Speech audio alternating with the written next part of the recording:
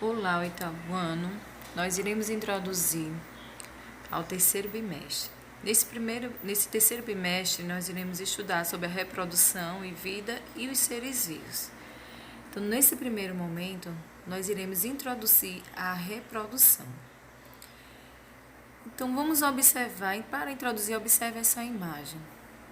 Nós temos a imagem aí de uma senhora com um bebê no colo. Então, por mais realista que pareça, a imagem ela retrata uma escultura. Nela observamos uma idosa com um bebê.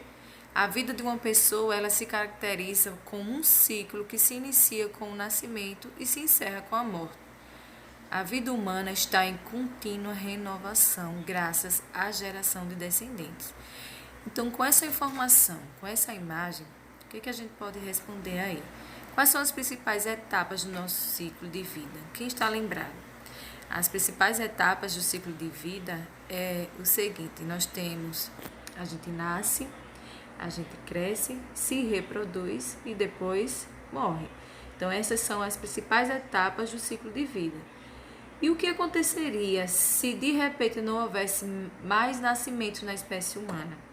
Então, deixou de reproduzir, não há mais nascimento. O que é que aconteceria com a espécie humana?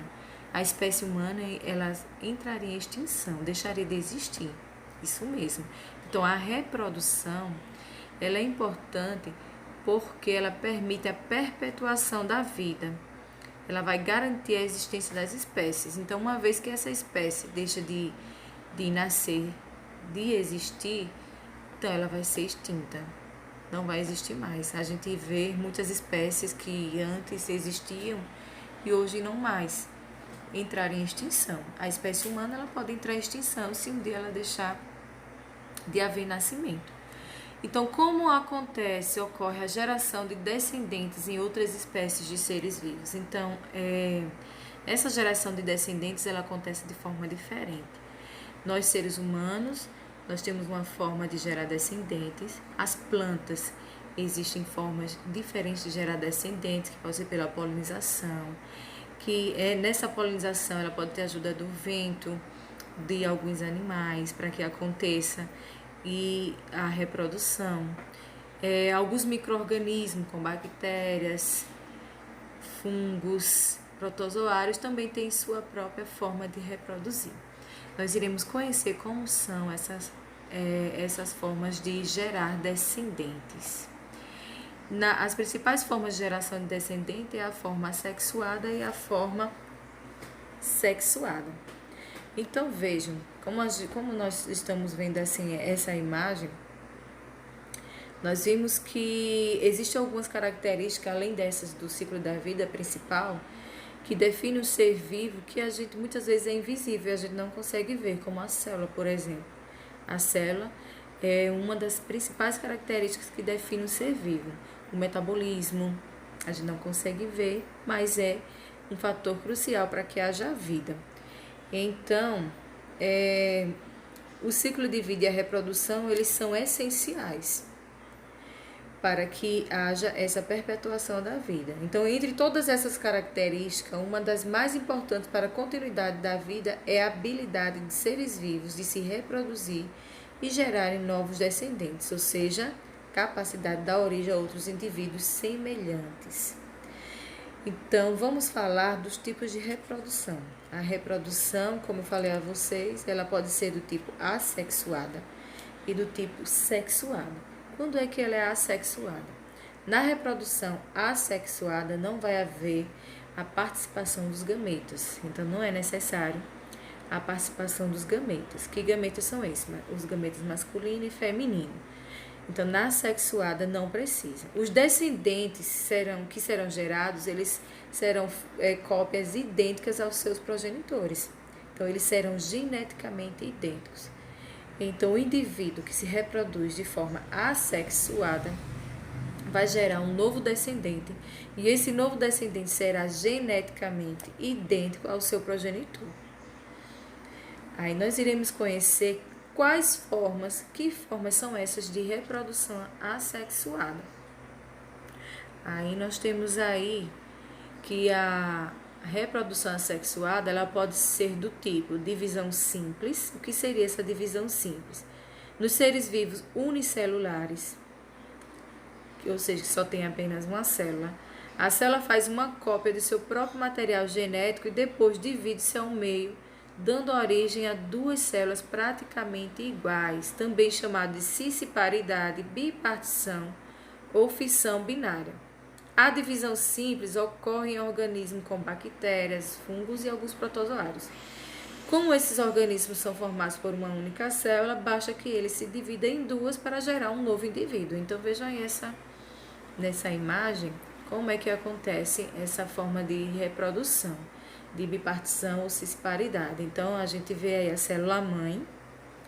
A célula mãe ela vai se multiplicar, o seu material genético vai se duplicar, formando dois núcleos. Então, o que acontece? Uma nova divisão. O citoplasma se divide formando duas células filhas. Então, a célula progenitora vai formar dois novos indivíduos, geneticamente igual à célula mãe. Então, essas células filhas serão geneticamente igual à célula mãe. Outra forma de reprodução assexuada é por meio de brotamento. Em alguns animais, a reprodução assexuada por meio da formação de brotos superficiais no indivíduo, como é o caso de algumas espécies de esponjas, hidras e corais. Nesse caso, o pequeno broto cresce e depois ele se destaca, dando origem a um novo indivíduo. Aí vejam aí um exemplo. Nesse exemplo, nós temos aí uma hidra. Então, essa forma de assexuada, brotamento, por quê? Porque no corpo do indivíduo vai formar um broto, que é esse pontinho aí que está no lado direito. Então, esse broto ele vai se desprender do seu corpo, ao cair no solo, vai se desenvolver e formar um novo descendente. Então, como é de forma assexuada, também será uma cópia idêntica ao do seu progenitor. Partenogênese. O que é partenogênese? É um processo reprodutivo assexuado em que não ocorre a fecundação. Não há fecundação. Nesse caso, as fêmeas dão origem a um novo indivíduo sem a participação do macho. Ocorre apenas a divisão do gameta feminino não fecundado, originando um novo indivíduo. A parternogênese ocorre em abelhas, por exemplo, para a formação do zangão. A abelha ela tem um fato curioso, porque quando a abelha rainha, vocês lembram que a abelha ela tem uma divisão entre elas, onde podemos dividir elas em operárias, a abelha rainha e o zangão. As operárias elas trabalham, são elas que produzem o mel. A abelha rainha são as que fazem a reprodução, então elas participam da reprodução. E o zangão também. E depois da reprodução, o zangão ele morre. Só que a abelha rainha, para formar zangão, ela precisa da partenogênese, ou seja, a fecundação assexuada, sem a participação do gameta masculino. Então, quando essa reprodução é de forma assexuada, vão nascer apenas zangão, macho. Quando há participação do gameta masculino, vão nascer apenas operárias. Então, a abelha ela pode se reproduzir tanto na forma sexuada e forma assexuada. Na assexuada só vai formar zangão e na sexuada só operárias. Ela também pode ocorrer em alguns crustáceos, lagartos, salamandras, peixes e aves.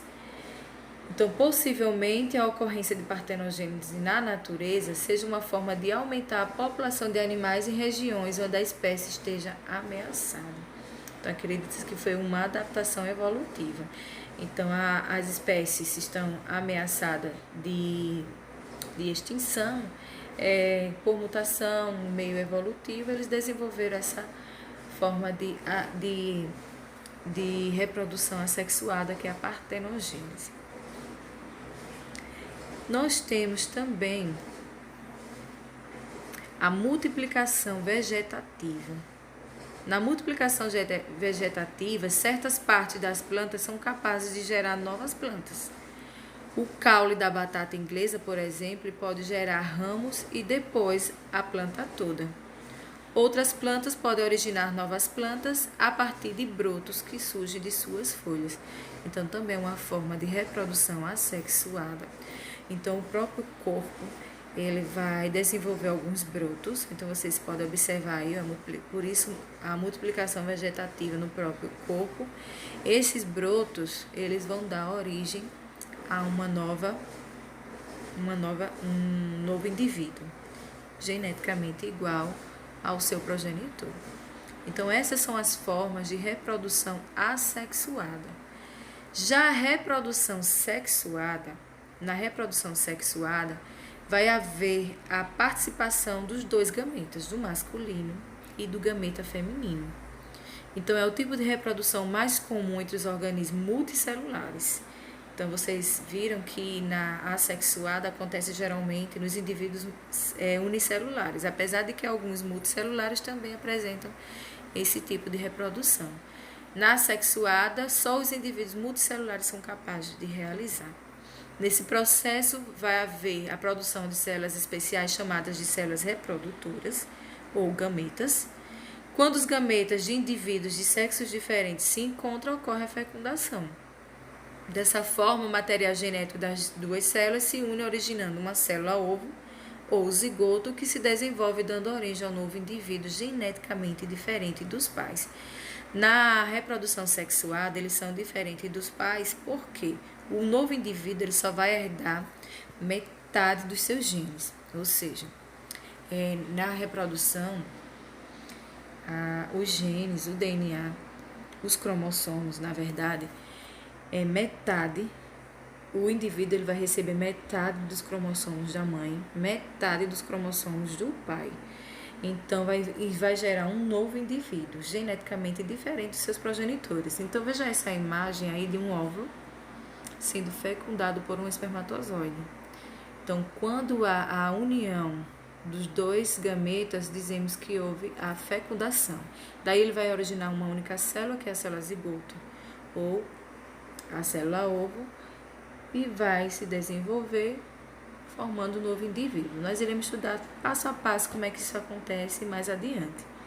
A fecundação, a reprodução sexuada, ela pode ser do tipo fecundação externa. Como o nome já diz, né, fecundação externa fora do corpo. Então, quando acontece fora do corpo. Então, nessa fecundação é como a produção de um número muito elevado de ovos para garantir que pelo menos alguns dos novos indivíduos cheguem à idade adulta. Então,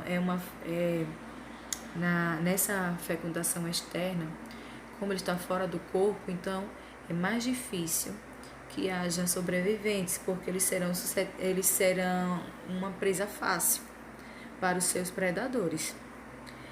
Por isso que eles produzem muitos ovos, para que pelo menos uma parte sobreviva.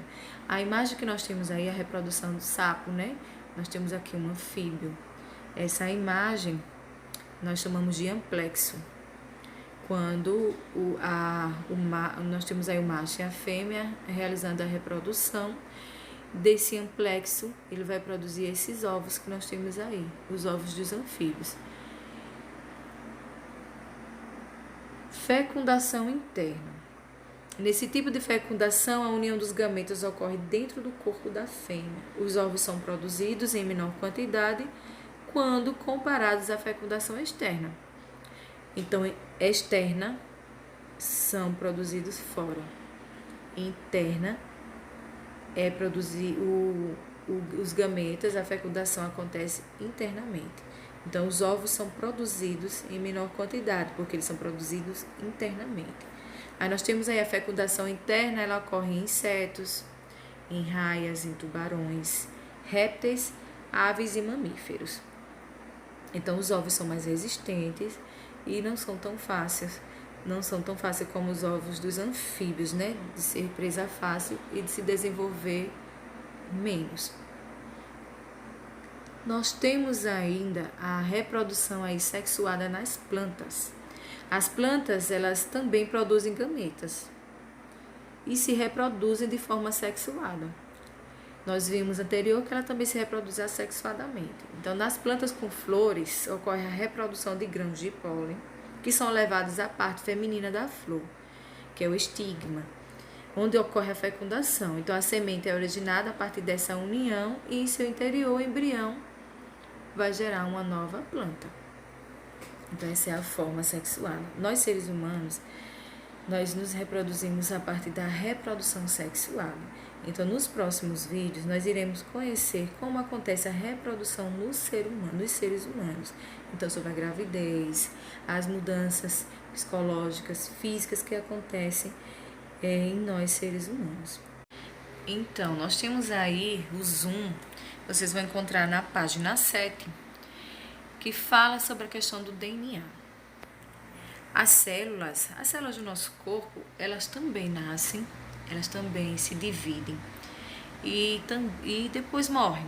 Então, nossas células estão constantemente se renovando, vamos dizer assim.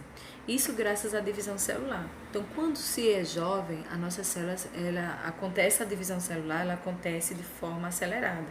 À medida em que a gente vai envelhecendo, essa renovação, essa divisão celular, ela vai ficando mais lenta. Por isso que a pele vai ficando flácida, o nosso metabolismo vai diminuindo, então fica tudo mais complicado. Então, graças à divisão celular, isso é possível. E a gente sabe que à medida que vai envelhecendo, essa divisão ela vai diminuindo também. Mas quando a gente tem uma boa alimentação, pratica exercícios físicos, a gente evita um pouco, vamos dizer assim, retarda um pouco esse desaceleramento da divisão celular. Então, uma boa alimentação e exercitar o corpo, ele é importante, é essencial para que a gente possa manter a nossa saúde e o nosso bem-estar também. Aí, veja, no interior da célula, nós já estudamos a célula. No interior da célula, lá no núcleo, a gente encontra o DNA, que é o ácido desoxirribonucleico. Então, o DNA, ele se organiza, ele se forma em filamentos, ele se enrola todinho, vamos dizer assim. Entre ele dá várias voltas em si mesmo, formando um cromossomo. Nós, os seres humanos, possuímos 23 pares de cromossomos, que se totalizam em 46 cromossomos. Então, são 23 pares, 46 cromossomos. Nesses cromossomos, em cada filamento DNA, existem genes. Esses genes são as características hereditárias de um ser vivo. Então, todas as características estão dentro do DNA, especificamente nos genes. Então, existe um gene para a cor dos olhos, na cor do cabelo, enfim. Então, quando acontece a fecundação, metade dos cromossomos do nosso pai, metade do cromossomo da nossa mãe vão se unir para formar um indivíduo. Então, o espermatozoide, por exemplo, ele não possui 46 cromossomos, ele tem apenas 23 cromossomos. Por quê? Toda célula reprodutora ela só vai conter a metade. O óvulo, que é a célula reprodutora mais feminina, também só tem 23. Quando se unem, vão formar os 46 cromossomos e formar um novo indivíduo. Um indivíduo geneticamente diferente dos seus progenitores, mas que terá características, algumas características semelhantes que assemelham dos seus descendentes, que sejam dos seus pais, que sejam da sua mãe. Então, nós temos um pouquinho de cada um. Isso é bem interessante. A gente vai entrar com mais detalhe quando a gente vê o sistema reprodutor do ser humano. Então, como atividade, o que é que vocês vão fazer? Vocês vão fazer uma pequena pesquisa. Vão construir um quadro comparativo. Nesse quadro comparativo, vocês vão colocar as vantagens e desvantagens da reprodução assexuada e da reprodução sexuada. E outra coisa, eu gostaria que, se possível, vocês me enviassem uma fotografia de vocês quando criança. Me enviar isso até segunda-feira, se possível. Então, vocês poderiam enviar para o próximo vídeo. No próximo vídeo, nós iremos falar sobre a transformação Então, da infância até a adolescência, até a puberdade. Aí, se possível, vocês me mandam uma fotografia de quando vocês eram criança para passar no próximo vídeo. Então, espero que vocês tenham gostado do conteúdo. Até o próximo vídeo. Não esqueçam de enviar essa pesquisa. Até segunda-feira. Até mais.